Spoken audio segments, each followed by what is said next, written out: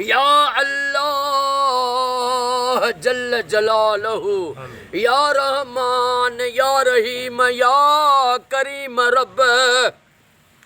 ओ मुंहिंजा अल्लाह, अॼु साईं आशिक़े रसूल, आशिक़े हुसैन साईं मोहतरम जनाब साईं गंवर खान साईं गोलो साईं बादशाह, सदोरो खान गोलो साईं बादशाह महबूब जी लख सलवात पढ़ाई ख़ैरो न्याज़ कयूं।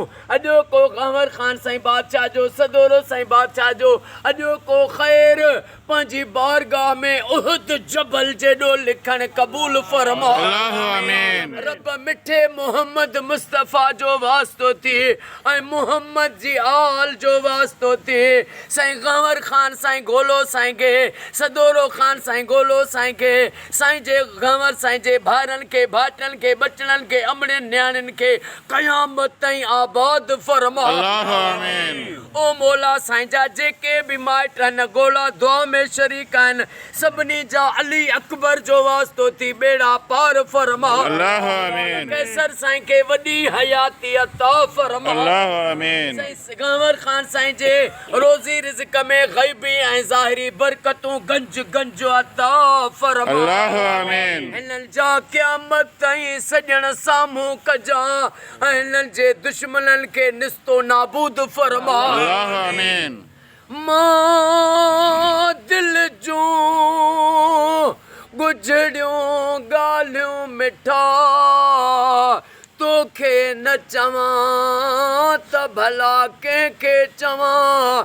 या अल्लाह, अॼु गंवर खान गोलो साईं जे, सदोरो साईं जे दिलनि जूं जेके बि जाइज़ तमन्नाऊं आहिनि अॼु पूरियूं फरमा।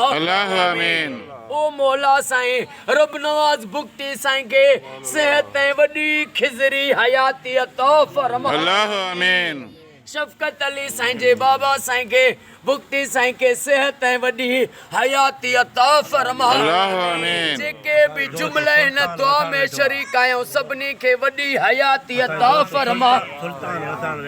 साईं सुल्तान वसाण साईं खे, सुल्तान साईं जे बचड़नि खे अली अकबर जो वास्तो थी सेहत ऐं वॾी खिज़री हयाती अता फरमा। साईं हुसैन सोलंकी साईं तो मुश्किलातूं दूर फरमा। हाजी साईं वॾेरो बाबा हाजी अल वधायो भंड साईं खे, साईं जे बचड़नि खे आबाद फरमा। रब साईं जेके गंवर खान साईं जंहिं जे लाइ बि दुआ जे लाइ दिलि में सोचनि था उन्हनि सभिनी जा बेड़ा पार फरमा। साईं गंवर खान गोलो साईं खे, सदोरो खान साईं खे सेहत ऐं वॾी खिज़री हयाती अता फरमा। अल्लाह जेके बीमार आहिनि उन्हनि खे शफ़ा अता फरमा।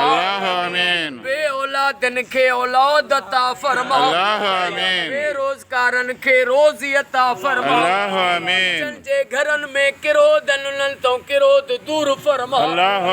जन जे ज़हनी क़ल्बी परेशानियूं उन्हनि तो परेशानियूं दूर फरमा। कर्ज़दारनि जा कर्ज़ दूर फरमा। जूं ग़रीबतूं दूर फरमा। शिया सुन्नी मोमिन जे घर लख सलवातूं थियनि, इहा दुआ मुंहिंजी क़बूल फरमा। सॼी सिंध में, सॼे पाकिस्तान में, सऊदीअ में, ईरान में, इराक में, शाम में, फ़लस्तीन में, मिस्र में, घर घर में हर मोमिन जे घर लख सलवातूं पढ़ियूं वञनि। अली असगर जो वास्तो थी आहे दुआ क़बूल फरमा। हैदरी रहमत अली रिड साईं जा, हबीबुल्लाह गोपांग साईं जा बेड़ा पार फरमा। मोहम्मद साईं खे ऐं जेको साईं रज़ा फुलपोटो साईं आहिनि कंहिं जे बचनि खे आबाद फरमा। इन्नल्लाह व मलाइकतहू युसल्लूना अलल नबी या अय्युहल्लज़ीना आमनू सल्लू अलैहि वसल्लिमू तस्लीमा। अल्लाहुम्मा सल्लि अला मुहम्मद व आले मुहम्मद। ला इलाहा इल्लल्लाह मुहम्मदुर रसूलुल्लाह। नारे हैदरी।